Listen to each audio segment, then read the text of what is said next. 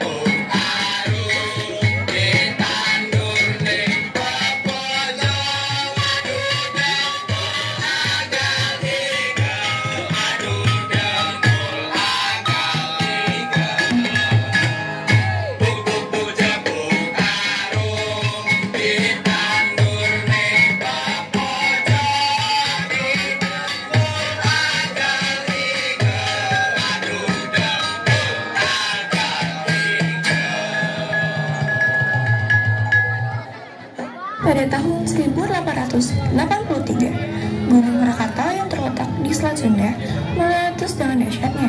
Pada saat itu, pemerintah kolonial Belanda mulai menjajah kota Cilegon. Hal itulah yang mengakibatkan penderitaan atas penindasan yang dilakukan oleh kolonial Belanda. Akhirnya, banyak yang mempercayai perdukunan dan benda-benda yang dianggap keramat. Karena itu, semua terjadilah berlawanan bersenjata yang dipimpin oleh seorang pahlawan besar yang bernama Haji Washid.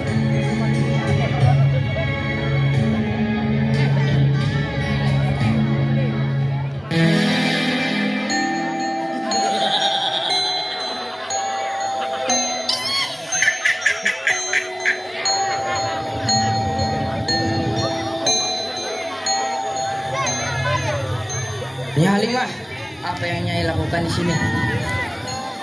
Haji Washid, pohon ini sangat keramat, Ki. Saya yakin jika kita memberikan sesajen kepada jin pemilik pohon ini, desa kita akan terhindar dari kekeringan dan kelaparan.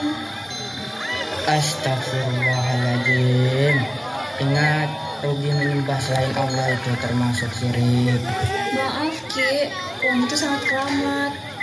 Karena kejadian tersebut, Haji Washid tidak dapat membiarkan kemusyrikan. Sudah berkali-kali diperingatkan, tapi warga di desa kita masih saja ada yang menyembah pohon. Nyembah bening pohon, nyembah bening Gusti Allah. Lah iya, saya bukan singungkan nyembah pohon itu mesti gara-gara di sini, Bu. Hei kakak Miki, asal nuduh baik. Sudah. Ini bukan saatnya kita untuk berdebat. Ini saatnya kita berbuat agar rakyat tidak tersesat. Tenanglah, nanti malam kita tebang pohon itu.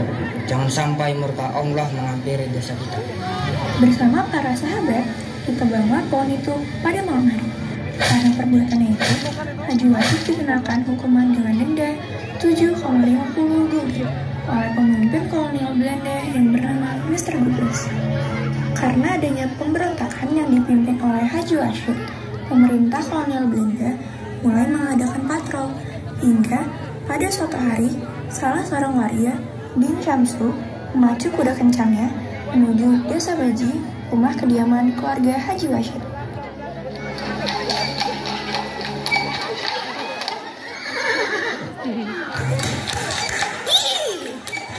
Ayo melaku si benang, ayo.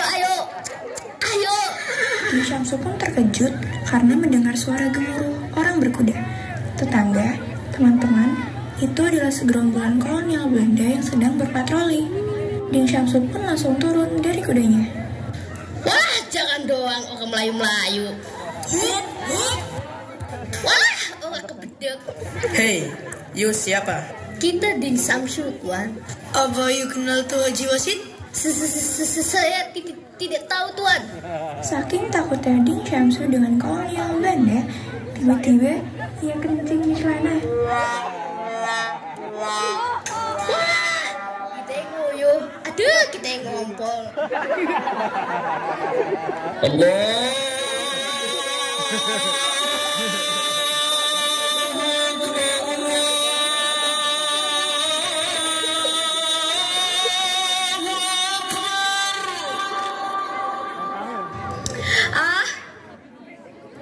Mengapa? Ada apa Nyonya? Suara azan gak mau tidur, ay. Tuan. Sir. Sedih kok, Tuan. You hancurkan itu menara langgar karena suaranya mengganggu ai tidur. Bukankah you juga tahu Tuhan tidak tuli? Sedih kok, Tuan. Setelah sholat subuh, Haji Rashid berundung dengan teman-temannya. Wah Haji, menara langgar di Jombang Tengah oleh asisten Residen Goebbels. Ia menganggap menara untuk melantunkan azan setiap harinya mengganggu ketenangan masyarakat. Dalam surat edaran ini pun, kita dilarang bersolawat dan tahrim dengan suara keras, Wak. Enggak, apa sih pengen sih enggaknya? Kalian sudah, ayo, wanita baru kita. Wes, aja wake ngomong, sirko. Wake ngomong, tindakan kosong. Ay, apa nih teh? Lagi emosi. Sudah. Kekejaman yang dilakukan kolonial Belanda memang tidak dapat kita biarkan begitu saja. Kita tidak boleh berdiam diri, kita harus melawan. Betul, Wak. Kita bunuh saja mereka. Sebaiknya kita tangkap dulu mereka. Kalau mereka masih melawan, mungkin itu cara terakhir. Dan ingat, kita harus berpegang teguh kepada hati untuk melaksanakan dengan fisabilillah. Tidak ada keraguan, tidak ada ketakutan, karena itu wajib hukumnya bagi kita umat Islam. Sejak saat itu, Haji Rashid mulai melakukan pertemuan di rumah-rumah para kiai. Ki Marzuki, bagaimana? Apakah semua persenjataan kita sudah siap? Tentu sudah siap semua, Ki. Semua tugas pun sudah dibagi. Kalau begitu, bagaimana kita melakukan penyerangan pada tanggal 12 Juni tahun ini? Menurut pendapat saya, Ki, tanggal 12 Juni itu terlalu cepat. Bagaimana kalau tanggal 9 Juli tahun ini? Lalu, pada tanggal 9 Juli 1888, diadakan pemberontakan umum di Cilegon. Berita itu terdengar oleh asisten Residen Goebbels yang sedang berada di Anyar Kidul. Wasit, kau sangat licik. Kau serang Cilegon selagi ai pergi. Nanti apabila anak istri ai mati, akan kubunuh kau. Tapi apabila ku mati, pemerintah Hindia Belanda akan mencarimu sampai ke lubang semut pun. Betapa terkejutnya Goebbels. Sesampainya di Cilegon, ia melihat mayat-mayat yang berserakan dan anak istrinya pun terbunuh. Allahu Akbar.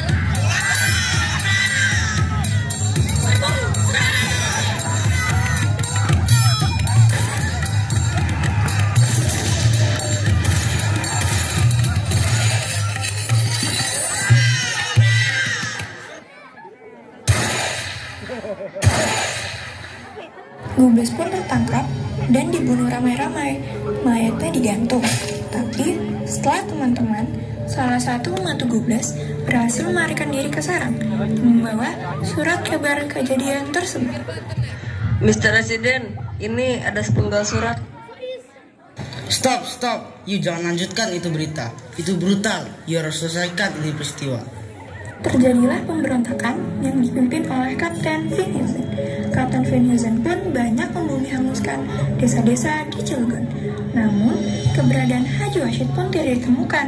Oleh karena itu, Kapten Finnegan membuat surat edaran yang berisi, jika menemukan Haji Washid, maka akan diberikan uang sebesar 5. Pada saat itu, Haji Washid sedang berada di Cibaliung, Desa Sumur, tepatnya di rumah kepala desa. Sayangnya teman-teman, pembantu kepala desa berkhianat. Ia memberitahukan keadaan Ki Haji Washid kepada Kapten Finnegan. Akhirnya, Kapten Finnegan pun menyerang rumah kepala desa. Hai Washid, menyerahlah, tempat ini sudah kami kepung. You keluar, you jangan jadi pengecut. Astagfirullahaladzim. Lu gemblong, aja gue berdilari wani mah, keren lah, hiji-hiji lah. Hah, dasar orang-orang kampung, you stupid. Banyak hubungan Haji Washid yang tewas. Haji Washid ditangkap dan dibawa ke Gua Cilegon. Di sana, Haji Washid pun berdoa. Ya Allah, di gua ini mungkin akhir perjuanganku, perjuangan membela rakyatku. Namun keturunanku akan mengikuti jejakku. Hai Washid, akan kubunuh. Asyhadu an la ilaha illallah wa asyhadu anna Muhammadar Rasulullah. Oh my god, Mr. Washid dibunuh dengan tanganku. Dia sebenarnya pejuang yang baik. Aku kagum padanya. Maafkan aku, Mr. Washid. Ini hanya sebuah tugas. Kapten Finnegan pun terdukung emas.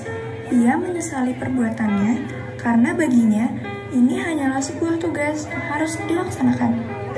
Perlawanan Ki Haji Washid serta pasukannya inilah yang dikenal dengan nama Geger Cilegon karena telah membuat geger di Cilegon. Pesan moral yang dapat kita petik dari cerita ini adalah kita sebagai generasi muda harus mengetahui juga menghargai jasa-jasa para pahlawan yang sudah memerdekakan bangsa kita. Karena bangsa yang besar adalah bangsa yang menghargai jasa para pahlawan.